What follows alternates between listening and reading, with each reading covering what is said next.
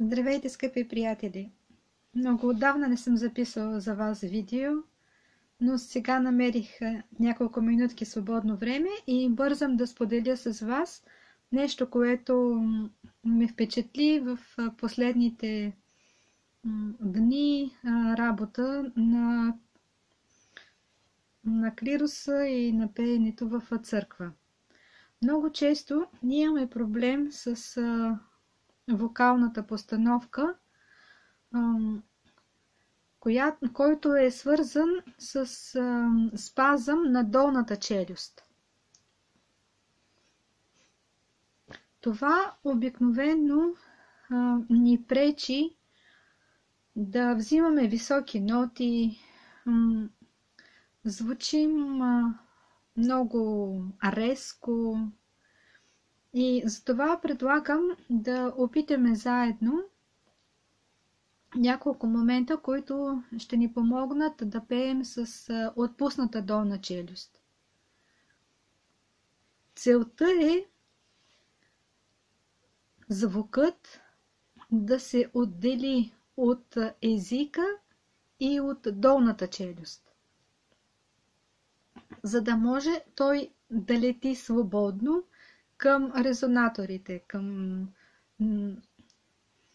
пространството зад носа, към главата и така. Първото нещо, което искам да ви предложа е да опитате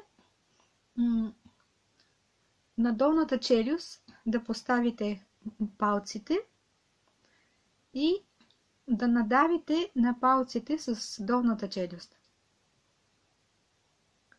При това движение тук пред ушите се отварят едни отвъбнатини. Такива. Опитайте да ги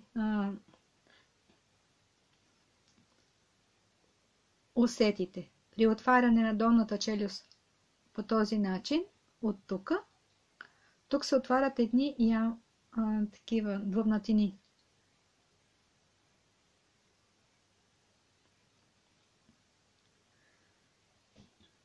Друг момент, който може да опитате, е да отваряте устата не така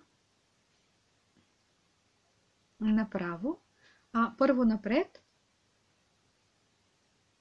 и след това надолу.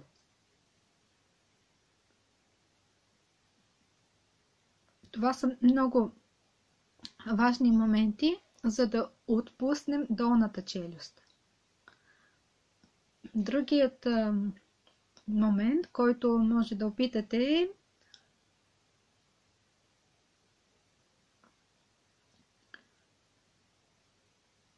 да прилепите езика към горното непце и да се опитате долната челюст да я спуснете надолу, при което езикът да остане залепен на горното непце.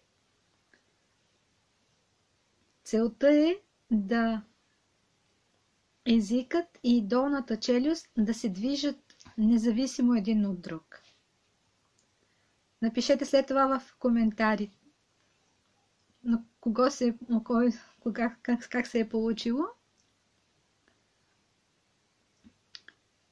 И ще очаквам, освен това, може би да поставите някакви въпроси, които да обсъдим следващия път. Аз предлагам да обсъдим темата за положение на глътката при пеене. Ако имате интерес към тези неща, очаквам ви в коментарите. Всичко най-добро!